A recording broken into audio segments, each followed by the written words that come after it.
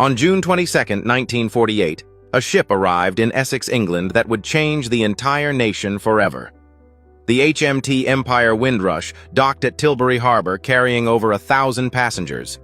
Among them were 492 Caribbean men, women, and children stepping onto British soil with one belief: they were coming home. Britain had invited them. Britain needed them. Britain said it wanted them. What they encountered instead was a nation that would spend the next 70 years trying to erase them. The Empire Windrush carried the sons and daughters of the British Empire. According to documented records, many were ex-Royal Air Force veterans who had fought for Britain in World War II.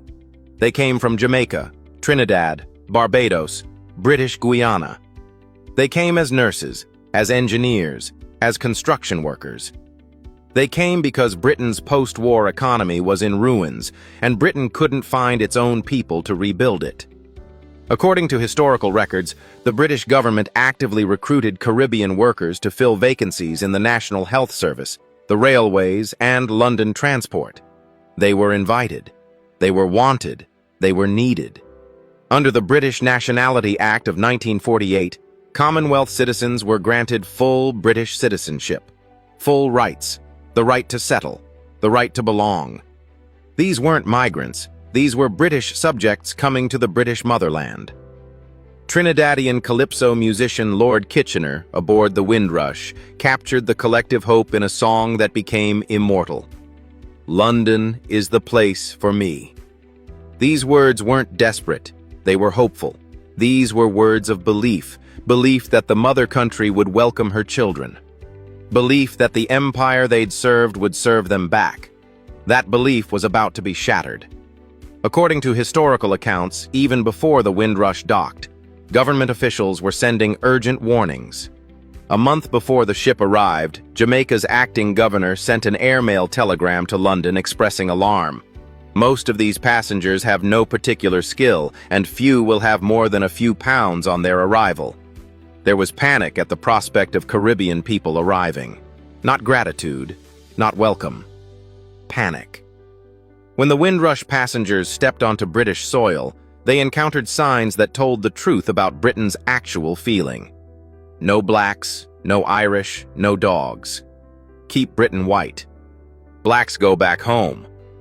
According to documented records, housing discrimination was systematic.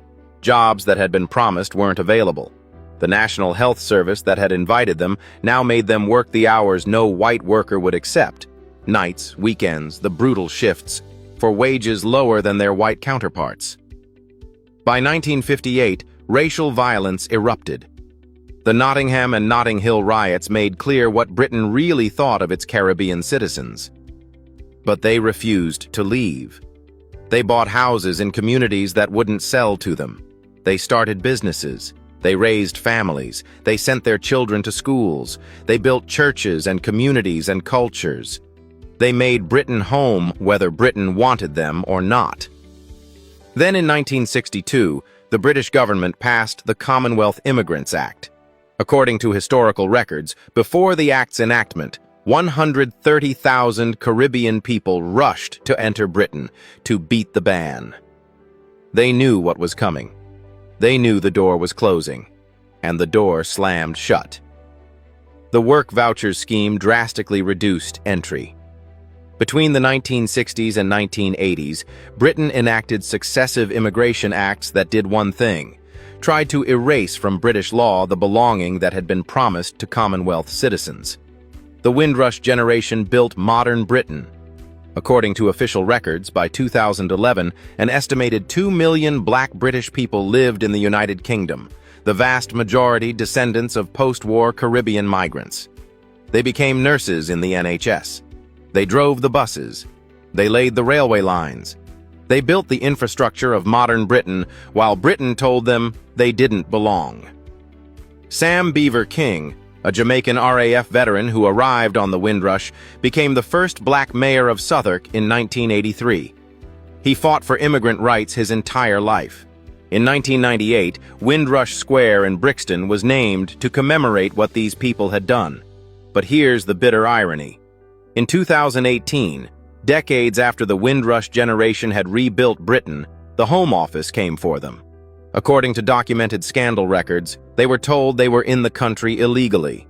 After 50, 60, 70 years of building Britain, these citizens were detained, deported, denied health care, denied the rights they'd been promised in 1948. Many are still fighting for justice. The Windrush generation is proof of something America needs to understand, and Britain needs to finally admit: Black excellence doesn't need permission, doesn't need welcome, doesn't need gratitude. It builds anyway. It creates anyway. It transforms nations regardless of whether those nations are willing to claim it. Comment below. What do you think Britain owes the Windrush generation? Share this story with someone who thinks immigration is new.